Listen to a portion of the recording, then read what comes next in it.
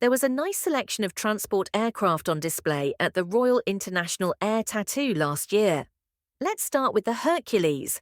Its unique design allows for the integration of jet-assisted takeoff JATO units.